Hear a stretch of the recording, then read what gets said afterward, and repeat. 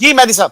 अच्छा शकील साहब, अभी अभी सिर्फ चंद हफ्ते पहले इनके वजीर दिफा और इनके आर्मी चीफ ने क्या कहा था आज़ाद कश्मीर और गिलगित बिल्तिस्तान के बारे में कि हम इस पर हमला कर कर इसको किसी वक्त भी अपने मुल्क का हिस्सा बना सकते हैं? कहा है या नहीं कहा? ये बात सिर्फ कर रहे हैं कि यूएन असेंबली में क्या बात हुई। भाई आपके लोग तो स्टेट पॉलिसी पार्लियामेंट में खड़े होकर ये बातें कर रहे हैं। दूसरे नंबर पर ये वाली बात है कि जो इमरान खान साहब ने बात करी, ये तो अगस्त 2019 में वाकया हुआ ना 370 का। बूटी साहब क्या अगस्त 2019 में वजीर आजम बने थे या इमरान खान साहब अगस्त 2019 में वजीर आजम बने थे? दोनों जो थे इससे पहले वजीर आजम बन चुके थे ना, और उनको मुबारकबाद का फोन करना चाह रहे थे कि आप दोबारा से वजीर आजम बने हैं, और उन्होंने उस टेलीफोन को नहीं अटेंड किया। और भाई मैं फिर वही बात कहूंगा, फिर माजरत भी साथ में करूंगा, आप ना पढ़ते नहीं है। आप जब पढ़ते नहीं है तो आप इस तरह की बात करते रहते हैं। अब रह गई मोदी का जो यार है गद्दार है, ये किसने कहा था? अभी यार अभी चुप हो जाए यार, चुप हो जाए, चुप हो। कनाडा के वजीर आजम ने अभी पार्लियामेंट में क्या कहा है? अभी क्या कहा है कि जो सिख मारे जा रहे हैं वो हिंदुस्तान मरवा रहा है? कहा है या नहीं कहा? क्या ये बात उन्होंने ऑफिशियली पार्लियामेंट में कही या नहीं कही? क्या उनके अलावा और मुल्कों ने ये बात कही या नहीं कही कि हिंदुस्तान दूसरे मुल्कों में जाके लोगों को मरवा रहा है?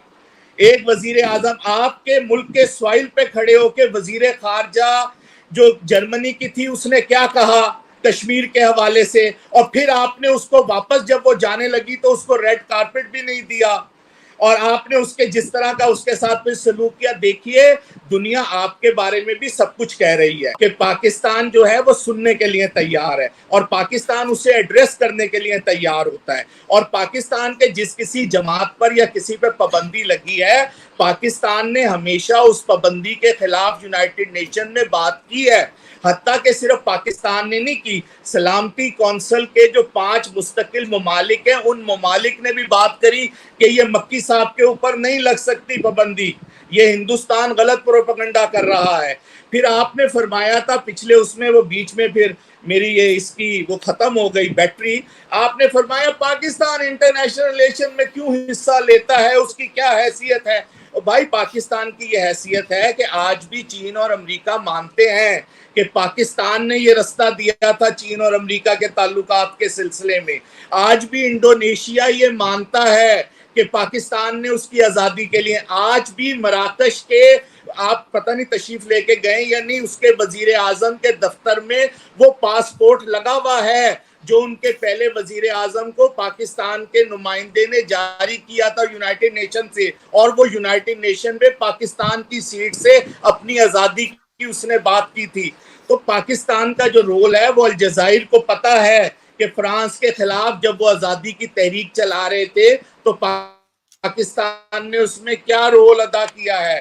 तो मैं इसीलिए अर्ज बार बार आपसे कर रहा हूँ, माशाल्लाह आपने जैसे फरमाया, आप प्रोग्राम भी करते हैं, आप एक बड़े एंकर भी हैं, आप न्यूजीलैंड जैसे बड़े मुल्क में जो बड़ा पैसों वाला मुल्क है वहां पर भी रहते हैं। मैं ये भी अर्ज आपसे करूंगा कि पाकिस्तान के हवाले से कुछ किताबें भी पढ़ें और अपने ही राइटर्स की किताबें पढ़ें और आप देखें कि वो क्या कह रहे हैं, दुनिया क्या कह रही है, पाकिस्तान का क्या रोल रहा है, क्या रोल नहीं रहा।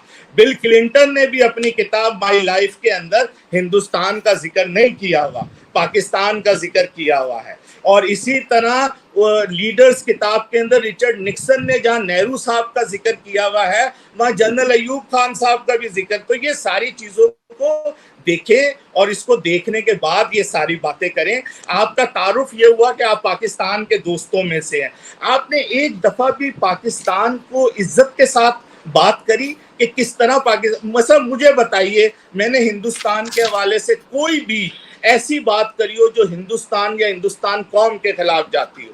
मैंने अगर कोई बात करी है तो पॉलिसी पर करी है, मैंने पॉलिसी के ऊपर बात करी है, पॉलिसी को क्रिटिसाइज किया होगा। मैं कौन होता हूं किसी को भी मजहब को या किसी मुल्क के बाशिंदे के ऊपर तनकीद करने? भाई उसकी मर्जी है, वो जैसे जिंदगी गुजारना चाहता है। अगर वो हिंदुस्तान के फ्रेम ऑफ वर्क में बहुत खुश है, मुझे बड़ी खुशी की बात है। अगर वहां की आवाम कह रही है या दूध और शहद की नहरें बह गई हैं तो इससे अच्छी क्या बात हो सकती है? बहुत खुशी की बात है। दुनिया में हमने देखा कि खित्ते जो तरक्की करते हैं वो पूरे पूरे खित्ते होते हैं। प्रेसिडेंट शी का भी यही ख्याल है कि जो आसियान ने तरक्की करी या यूरोपीय यूनियन ने तरक्की करी या अमेरिका उससे पहले तरक्की कर चुका है, वो पूरे खित्ते ने तरक्की करी, तो अब ये भी तो बड़ी खुशी की बात है अगर हिंदुस्तान बहुत ज्यादा तरक्की कर गया है और अब वहां गरीब कोई नहीं है, सब लोग पेट भर के खाना खाते हैं, सबके पास तालीम है, सबके पास नौकरी है, वहां पर किसी किस्म के मजहब की कोई बात नहीं है, तो ये बहुत खुशी की बात है। अल्लाह ताला ये सारी बातें पूरी करे, अगर नहीं है तब भी पूरी करें, मैं इसके फेवर में हूँ। अच्छा मेहदी साहब, सर मैं एक दो इनकी बात का क्विकली रिस्पॉन्ड कर दूं, वेरी क्विक। जी चल कीजिए। देखें जी, अगर इंडिया के डिफेंस मिनिस्टर या आर्मी के चीफ या कोई भी पाकिस्तानी ऑक्यूपाइड कश्मीर जिसको हम कहते हैं पीओके, उसके बारे में कोई बात करते हैं तो हम समझते हैं कि वो खित्ता हमारा है, जैसे कि आप समझते हैं कि वो खित्ता आपका है और आप उसको मकबूजा कश्मीर कहते हैं। अब देखिए, अब दूसरी बात हो गई। अब रुक जाए ना, बात सुने। मैं वही कह रहा हूं जो आपने जो कहा है, मैंने सारा वो मैं लिखता जाता हूं साथ साथ। अच्छा, तो बात ये है जनाब कि वो यही कहते हैं ना कि जी हमारा एक पार्लियामेंट का रेजोल्यूशन है, हमारे पास हिस्टोरिक डॉक्यूमेंट है कि वो खित्ता हमारा है, हम उसको आज नहीं तो कल ले लेंगे।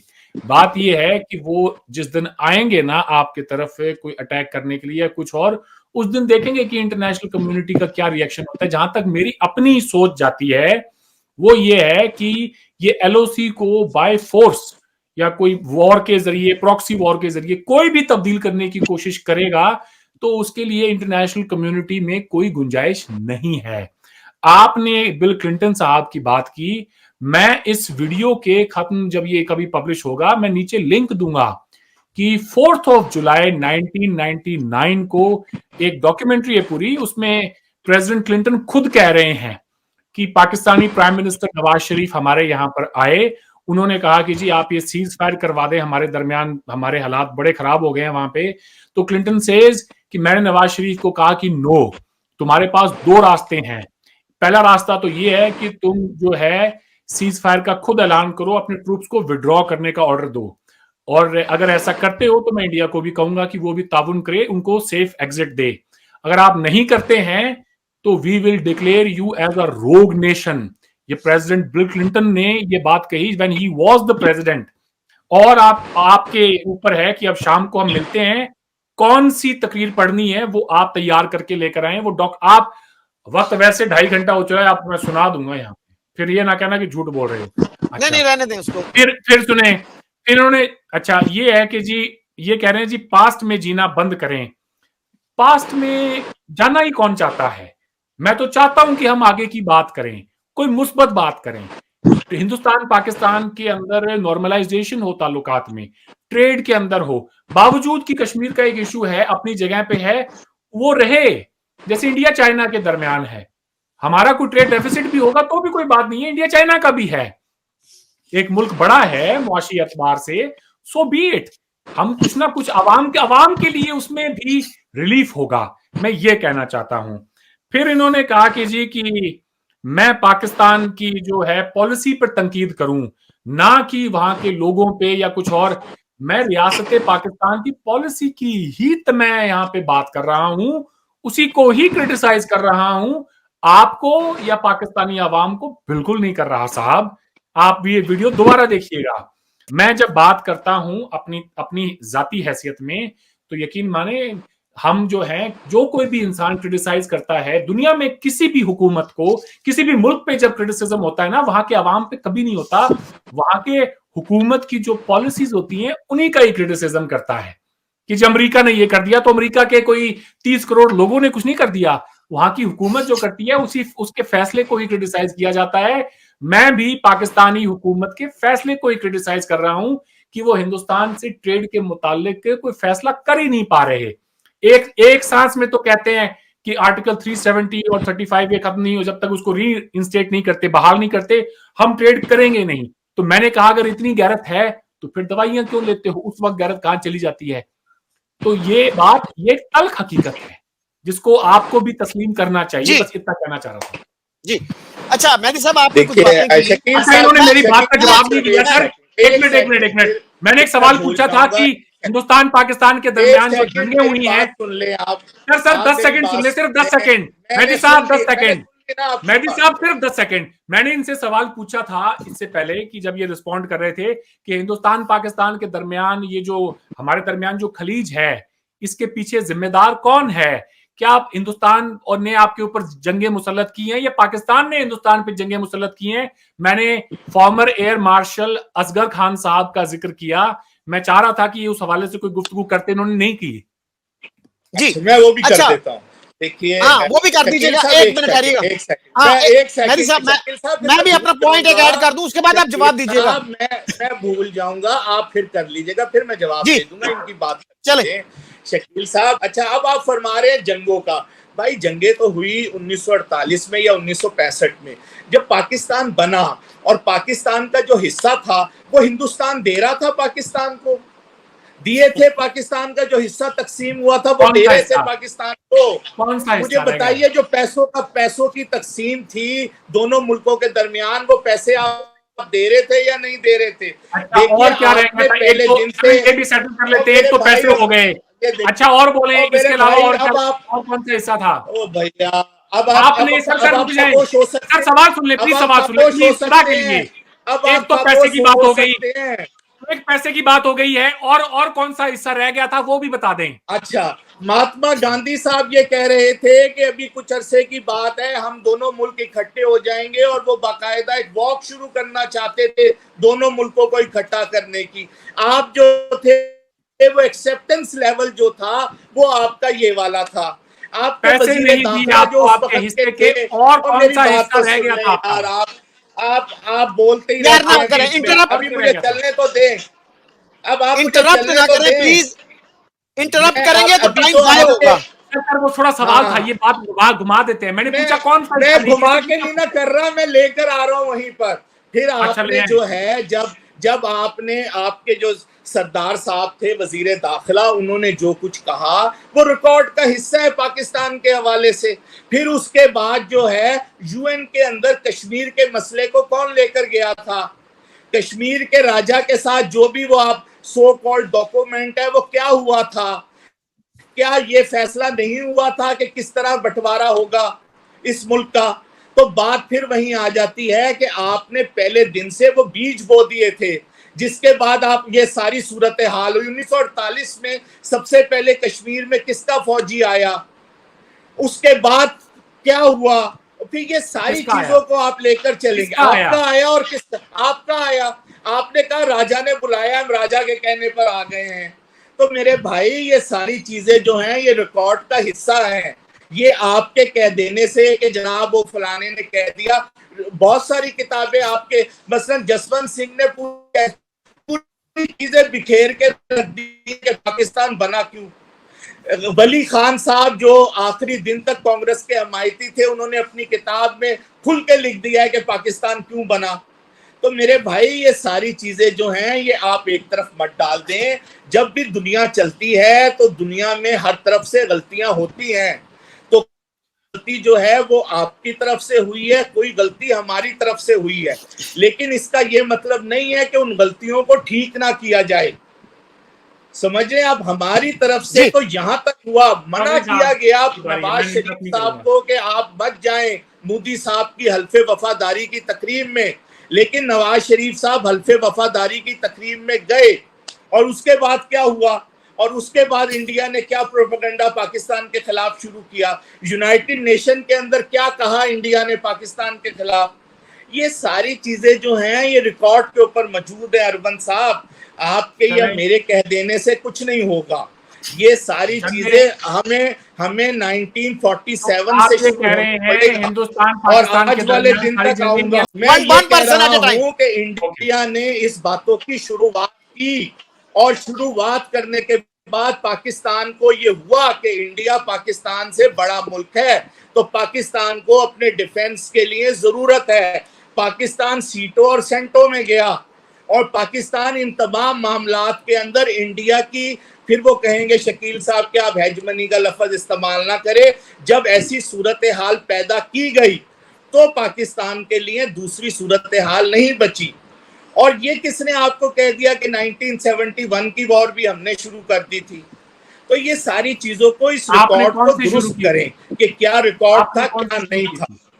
जी, हमने कोई भी शुरू नहीं की थी, हमने सिर्फ हमने कोई शुरू नहीं करी, हमने कश्मीर की आजादी के लिए कोशिश की 1964 में, वो हमने कोशिश की, लेकिन हमने कोई इंटरनेशनल बॉर्डर की वायलेशन नहीं की।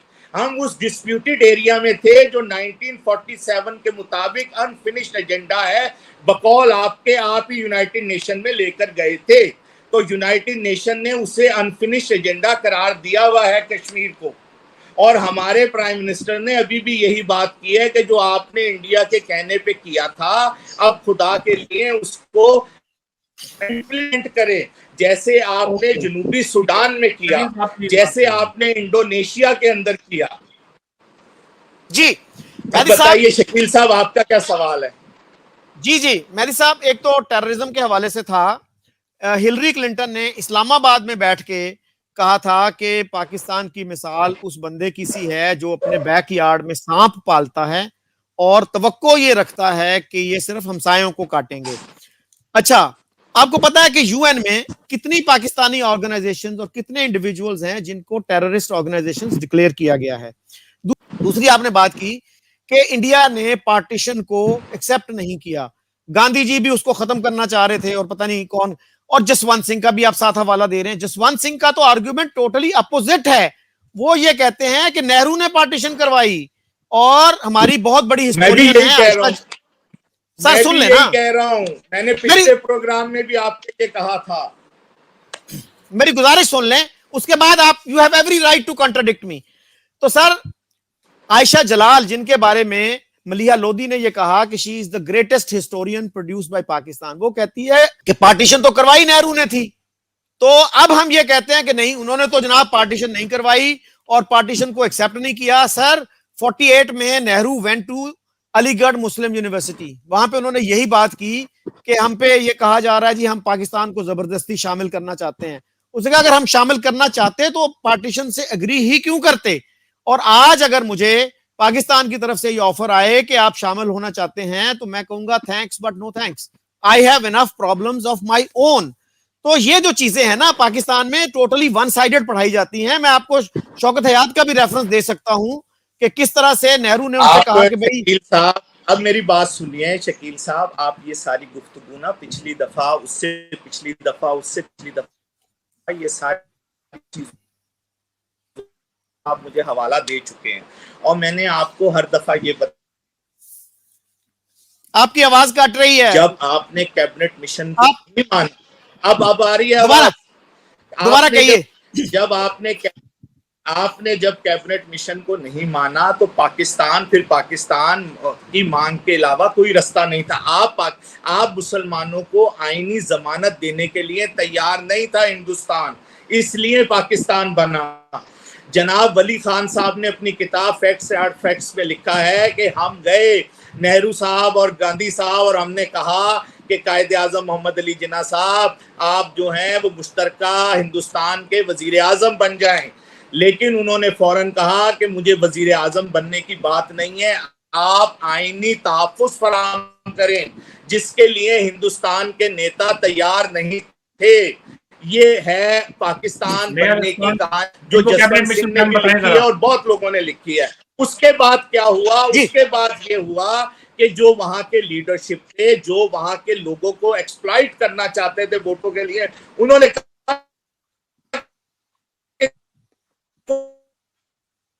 क्या सिलसिला वहां पर शुरू हुआ। आप तो अलीगढ़ की तकरीर का जिक्र आपने थी कि बिल्कुल अलीगढ़ की तकरीर के अंदर नेहरू साहब ने यही कहा, लेकिन वहां पर जो बयानबाजी हो रही थी, जो सरदार पटेल साहब कह रहे थे, जो बाकी लोग, तो बात असल में ये है कि वन साइडेड बात मत करें। और आपने कहा ऑर्गेनाइजेशंस पर पाबंदी लगी, बिल्कुल लगी ऑर्गेनाइजेशंस पर पाबंदी। आपने हिलरी क्लिंटन का जिक्र कर दिया, भाई उसामा बिन लादेन को पाकिस्तान लेकर नहीं आया था, हिलरी क्लिंटन साहब ही की पार्टी के लोग जिम्मी कार्टर साहब और रेगन साहब भी लेकर आए थे इन तमाम लोगों को। हम जो थे वो 1979 की वॉर से पहले नहीं कर रहे थे ये सारा काम। ये एक इंटरनेशनल लड़ाई हुई, उस इंटरनेशनल लड़ाई में पाकिस्तान एक बेस कैंप बना, पाकिस्तान के अंदर जो लोग थे वो उस चीजों में शामिल हुए, बाहर से लोग आए और फिर पूरी दुनिया से लोग आए। मसलन हमने जो है वो किसी यूरोपियन को या अमेरिकन को दावत नहीं दी थी कि आओ आकर यहाँ जंग लड़ो, वो लोग वहां से आए। मसलन आजकल जो मिस्र के हैं वो हमने नहीं बुलाए थे, वो खुद से तशरीफ लाए थे और अमेरिका वाले फैसिलिटेट कर रहे थे उनको। तो आपने हिलरी क्लिंटन की बात कर दी। देखिए हिलरी क्लिंटन जब वजीर खारजा की हैसियत से आई थी तो इसी लाहौर शहर के अंदर मेरी भी उनके साथ मुलाकात हुई थी उस जमाने की लीडरशिप के साथ। हिलरी क्लिंटन से और हिलरी क्लिंटन के अलावा बाकी तमाम लोगों से इस मौजू पर बड़ी खुली गुफ्तगू हुई थी और आज भी होती है। जब उनके वो आए थे सेनेट के चेयरमैन थे कार्ल लीवन, तो उनके साथ चौधरी निसार अली खान साहब के साथ में मौजूद था, बड़ी खुली ये गुफ्तगू हुई थी। तो मेरे भाई ये सारी बातें जो है ना ये रिपीट मत करें, ये सब कुछ रिपीट है। हम बात ये कर रहे हैं तमाम प्रॉब्लम्स के साथ साथ क्या हम आगे बढ़ सकते हैं या कश्मीर के मसले को पसे पुश डालकर हम आगे बढ़ सकते हैं। मेरा ये ख्याल है, हो सकता है पाकिस्तान में अक्सरियत हो, ये नहीं होगा, ये ठीक तरीके से आगे हम नहीं बढ़ सकेंगे, ये मेरा ख्याल है। आपकी आवाज जो है ना, आवाज बार बार बीच में कट रही है, मुझे समझ नहीं आ रही उसका मैं क्या करूंगा। जी अरविंद आप प्लीज ब्रीफली बताइएगा। इन्होंने कहा, इन्होंने 1947 में बंटवारे के बाद में जम्मू कश्मीर में जो जंग हुई उसको लेकर इनका बयान था, ऑन रिकॉर्ड है, रिवाइंड करके कोई सुनना चाहे प्रोग्राम के दौरान सुन सकता है। इन्होंने कहा आर्मी को राजा ने बुलाया। तो ट्राइबल इन्वेजन के बारे में बात नहीं करेंगे। पहले ट्राइबल इन्वेजन हुआ पाकिस्तान की तरफ से जिसमें पाकिस्तानी आर्मी रेगुलर्स थे। ये कह रहे थे फौज बीच में ना बोले आप, मैं सुन रहा था। नदी साहब प्लीज, मैं सुन रहा था, आप झूठ बोल रहे हैं। आप सुन रहा था, कहते हैं ना हाथों लगाओ पैरों में जाओ वाली बात है आपकी।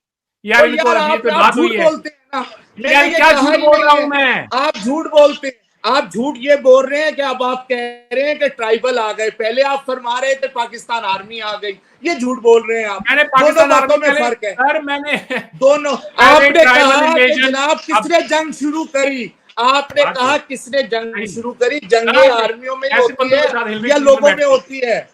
ये जो स्टेट्स होती हैं वो आर्मियों के थ्रू ही लड़ती है ना। 1948 में आर्मी लड़ी होगी ना करें, मेरी बात करने दे मुझे। आपका बहुत हो गया है ये, या कारगिल बोले चुप हो जाए, ये इनको बोले चुप हो जाए। मैं भी चुप हो रहा था ना, इनको बोले चुप हो जाए। मेरा पॉइंट आप चुप नहीं होते, आप भी बीच में बोलते हैं, आप बोलते हैं बीच में और आप झूठ बोलने लगते हैं, मेरा नाम हो जाता हूँ, लेकिन आप बोलते ही चले जाते हैं, बोलते ही चले जाते हैं। ये फर्क है मुझ और आप में। बोलने लगते हैं फिर आप मुझे जी ये चले मैं झूठ बोल रहा हूँ ना, आप बाद में काउंटर करना भाई।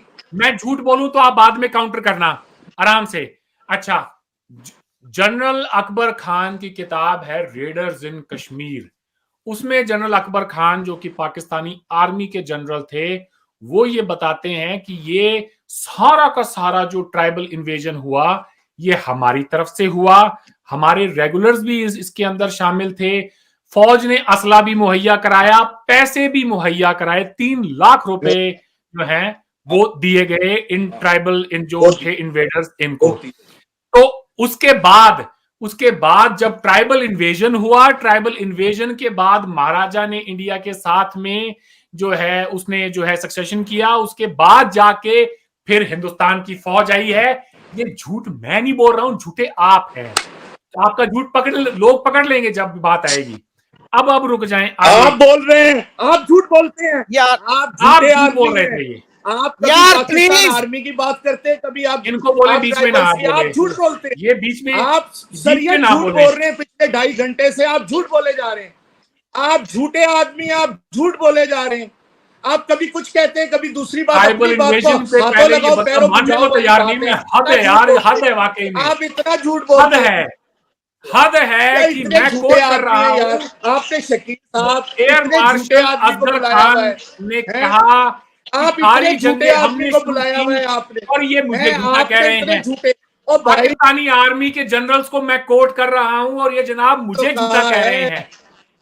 देखें आप, आपके लोगों ने भी कहा है कि क्या हुआ है, कैसे बांग्लादेश के जनाब रुक जाए प्लीज। साहब ने आपके किताब one person at a time, please, one person at a time। सच जो है ना वो मेरा और आपका नहीं है, सच हमेशा अपना रास्ता खुद तय करता है। और सच यही है कि जम्मू कश्मीर पे सबसे पहले ट्राइबल इन्वेजन आपने किया। स्टैंड स्टिल अग्रीमेंट पाकिस्तान ने महाराजा जम्मू कश्मीर के साथ साइन किया, फिर उसकी वायलेशन भी की। शकील साहब बता दें कि मैं झूठ बोल रहा हूं। अच्छा, मेहदी साहब को मैं एक आर्टिकल भेज दूंगा जो नवाए वक्त में छपा, कर्नल सिकंदर खान बलोच का। आप ये जिक्र कर चुके हैं आप शकील वो क्या हो गया, दोबारा सुने क्योंकि आपको बात अकल में नहीं आ रही है। मुझे यार प्लीज मेहदी साहब, मैंने आपको 10 दफा 50 दफा रिक्वेस्ट की है कि इंटरप्ट ना करें, प्लीज इंटरप्ट ना करें, इस तरह वक्त ज्यादा जाया होता है। तो मैं क्या कहते हैं, गुड थिंग्स बेयर रिपीटिंग। अगर मैं दोबारा भी कर रहा हूं तो रेलेवेंट बात है, ये इररेलेवेंट बात नहीं है। और दूसरी मैं बताऊं कि ये 48 में जंग नहीं हुई थी, आपने डेट गलत बनाई है, ये 47 में हुई थी। और ऑपरेशन जिब्राल्टर 64 में नहीं हुआ था, 65 में हुआ था। और सर अगर रिपीट भी कोई बात हो रही है ना, उसको मजीद वो ना करें। तो कर्नल सिकंदर खान बलोच पाकिस्तान आर्मी के एक सीनियर ऑफिसर हैं और नवाए वक्त जैसे मुहब्बे वतन अखबार में उनका ये कालम छपा, वो मैं आपको भेज दूंगा, उसको देख लीजिएगा। तो इसको हम मुनाजराबाजी ना बनाएं, अगर गलती की है तो उसको मान लें। जी, कंक्लूडिंग थॉट्स। क्या मानूं शकील साहब, आप बताइए कि ये मानना है, मैं फिर मानूंगा। आप बताएं क्या मानूं। जी, देखिए आप अपनी राय मुझ पर ना ठूसें, ये आपकी राय है, ये कर्नल साहब की राय। ये मुझे बताइए कि ये 1964 में ये सारे मामला शुरू हुए थे या नहीं हुए थे? मैंने जो तारीख गलत कर दी, आपने सिर्फ एक जिब्राल्टर, भाई ये पूरा जो एक प्लानिंग का हिस्सा था ये 64 का था और वो 1948 में ही असल में हुआ था। अनफोल्ड आपने पढ़ी है जो बांग्लादेश के फौजी ने लिखी है, उसे पढ़ा है कि 71 के अंदर इंडिया ने क्या किया था, इंडिया कैसे मशरकी पाकिस्तान में घुसा हुआ था, क्या सूरत हाल कर रहा था। आपने वहां के फौजी की पढ़ी किताब, आपने वहां के वाइस चांसलर ढाका यूनिवर्सिटी की किताब पढ़ी। ओ भाई ये एक तरफ की बात नहीं है, ये अकबर खान ने क्या कह दिया, भाई दूसरों ने भी ये बातें की हैं, दूसरे दूसरी तरफ की बातें कर रहे हैं। मुझे तो अफसोस इस बात पर है कि अरविंद साहब जो हैं वो कभी बात कर रहे हैं पाकिस्तान के जंगे किसने शुरू करी, कभी फरमा रहे हैं कि जनाब ये ट्राइबल कहां से आ गए। और भाई ये दोनों बातों में फर्क है। जिस वक्त आपके अंदर लड़ाई होती है तो जो मुकामी लोग होते हैं उनका लड़ना, किसी के साथ जाना और बात है, लेकिन मकामी नहीं थे वो, नेशनल आर्मी मकामी नहीं थे वो, और बात है। मकामी नहीं थे, आपने कहा है मकामी नहीं थे वो लोग, ये वो मकामी नहीं थे, वो ट्राइबल पठान थे, वो मुकामी इलाके से ताल्लुक नहीं था उनका। या प्लीज, और भाई वो हिंदुस्तान में 14 अगस्त से पहले हिंदुस्तान में रहते थे, वो मुकामी थे, मकामी नहीं थे। 14 अगस्त से पहले, वो 14 अगस्त से पहले इसी हिंदुस्तान में रहते थे। रोना देखें, अब सुन लें, वो मुकामी थे। एक ही जुमले में बात खत्म करता हूं अपनी। मुझे ये बताइए कि हम ये गुफ्तगू क्यों कर रहे हैं, ये हमारा मकसद क्या है गुफ्तगू का? इसका असर ये है कि आप झूठ पर झूठ बोले आ जा रहे हैं। मैं पहली दफा ये बात बोल रहा हूं। ये 3 घंटे की जो हम गुफ्तगू 3.5 घंटे की कर चुके हैं, इसमें से हम निकालना क्या चाहते हैं?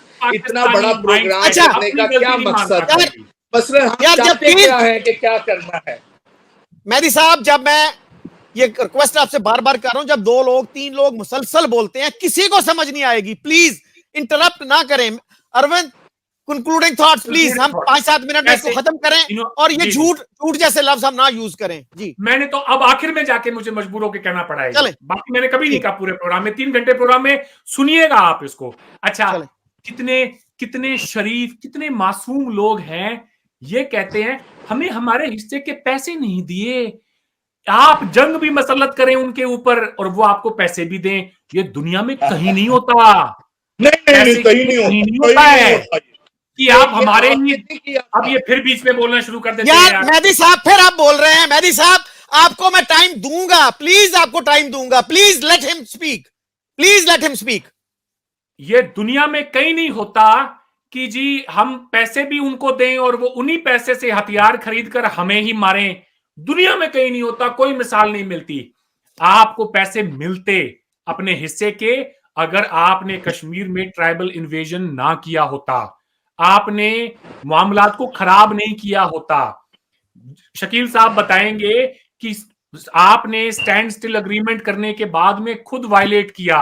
जब जब कश्मीरियों को आपकी सबसे ज्यादा जरूरत थी उस वक्त आपने उनको भूखों मारने की कोशिश की। आप कहते हैं कि कश्मीर पे ऊपर हमारा केस है, ये है वो है।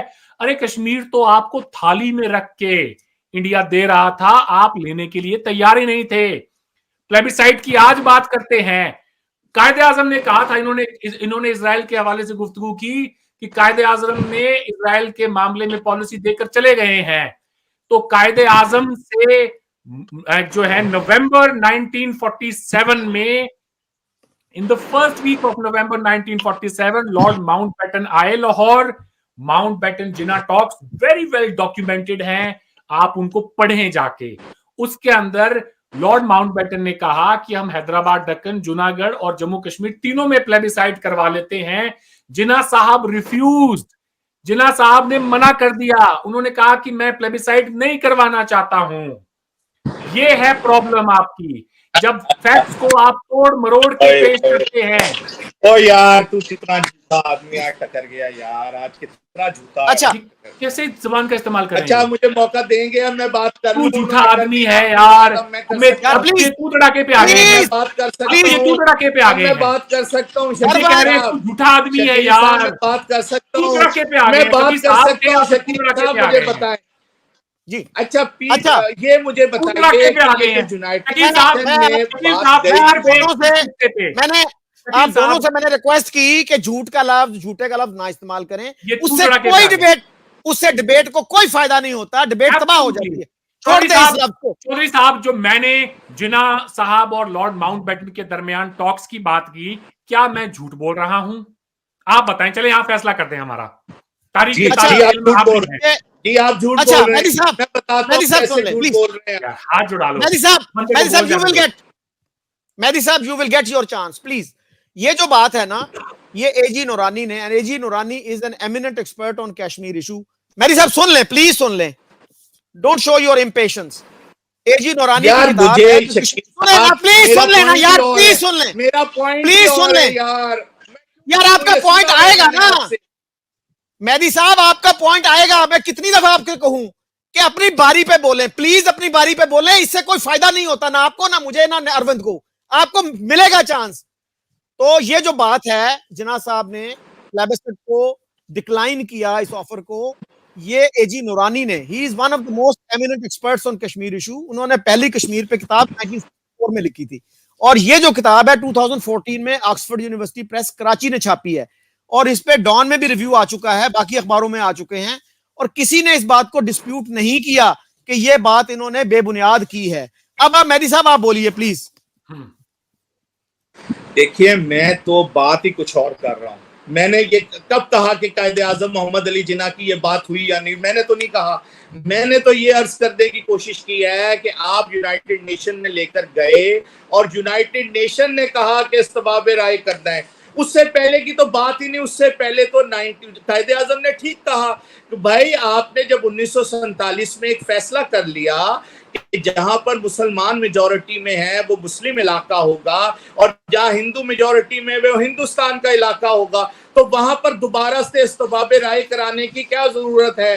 तो वो तो कायदे आजम ने ठीक बात करी। मैं तो भाई इनके इस बात पर ये बात कर रहा हूं कि आप यूनाइटेड नेशन में गए और यूनाइटेड नेशन ने फिर ये कहा कि अब इसका तरीका ये वाला है। उससे पहले तो इस तरीके में बात ही नहीं। क्या पाकिस्तान और इंडिया जब आजाद हुए, जब इनका बंटवारा हुआ, तो इस बात पर हुआ कि जनाब यहाँ पर पहले इस्तबाब राय होगा, यहाँ पर पहले यहाँ की आवाम से पूछा जाएगा? नहीं, ये फैसला हुआ कि जहां पर जो रहता है वो होगा। मिसाल के तौर पे पंजाब की और बंगाल की क्यों डिवीजन हुई? इसलिए डिवीजन हुई कि दोनों जगह पर मुसलमान भी रहते थे और नॉन मुस्लिम्स भी रहते थे। एक खास खित्ते के अंदर मुसलमानों की मेजॉरिटी थी और एक खास खित्ते में दूसरे लोगों की मेजॉरिटी थी, इसलिए उनकी तकसीम हो गई। तो भाई बात मैं ये कर रहा हूं, मैंने तो आपकी बात को कहा ही नहीं कि नूरानी साहब ने ये लिखा है या नहीं लिखा, मैं इस बहस में पड़ ही नहीं रहा। मैं तो ये कह रहा हूं कि कायदे आजम मोहम्मद अली जिन्ना ने जो कहा वो उस बात का तसलसल है जब पाकिस्तान आजाद हुआ। मेरा ये पॉइंट है। अब ये मेरा पॉइंट है, हो सकता है आपका ये पॉइंट ना हो, आपको पूरा हक है कि आप इस पॉइंट से वो करें कि नहीं, लेकिन ये जो अरविंद साहब हैं ये बिल्कुल ही मेरी बात को मेरे मुंह में अपनी बातों को डालकर और फिर बात शुरू कर देते हैं कि ये जनाब इन्होंने ये कह दिया। और भाई मैंने तो कहा ही नहीं है। जब आप ये कहेंगे कि इस्तबाब राय की बात, तो फिर मुझे ये कहना पड़ेगा, आपको बुरा लग रहा है कि यार आप झूठ बोल रहे हैं, मैंने इस्तबाब राय इसकी बात कायदे आजम के साथ की ही नहीं है। मैं कायदे आजम वाली बात की बात ही नहीं कर रहा था। मैंने तो कहा है कि कायदे आजम ने ये कहा तो ठीक कहा। जी मेरी साहब आपका पॉइंट, एक मिनट हमने काफी बातें कर ली। अच्छा तो मेरी साहब ख्याल है कि बस जी मेरी साहब आपने कह दिया था, कंक्लूड हो गया। एक मिनट मेरी साहब, गुजारिश ये है कि आपने कहा कि जो इलाके मुस्लिम मेजॉरिटी थे उन्होंने पाकिस्तान के साथ आना था, जो हिंदू मेजॉरिटी थे वो इंडिया के साथ जाने थे। तो सर जूनागढ़ की एक्सेशन पाकिस्तान ने 15 सितंबर 1947 को कबूल मैंने पिछली दफा भी आपसे कहा था कि गलत किया। यार मेरी बात तो हो जाने देना। कहा था कि गलत किया पाकिस्तान ने। मैं देखे लाहौर में बैठकर कह रहा हूँ कि पाकिस्तान ने गलत किया। ये न्यूजीलैंड में बैठकर नहीं कह सकते कि हिंदुस्तान ने कोई गलत बात की। मैं ये कह रहा हूँ गलत बात की नहीं करनी चाहिए थी जूनागढ़ में। मैं कह रहा हूँ, मैं ये लिख चुका हूँ कि बिल्कुल ठीक है, पाकिस्तान को नहीं करना चाहिए था। तो ठीक हो गया। चले इस पर बहस नहीं है।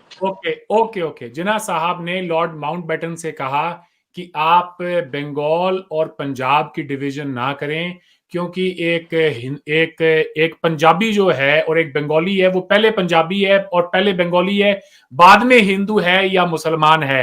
तो इस पर लॉर्ड माउंटबेटन ने कहा कि जिन्ना साहब आपने तो मुझे हिंदुस्तान को इंटैक्ट रखने का एक बहुत बड़ा रीजन दे दिया है, हिंदुस्तान का डिवीजन ना करने की आपने मुझे बहुत बड़ा रीजन दे दिया है।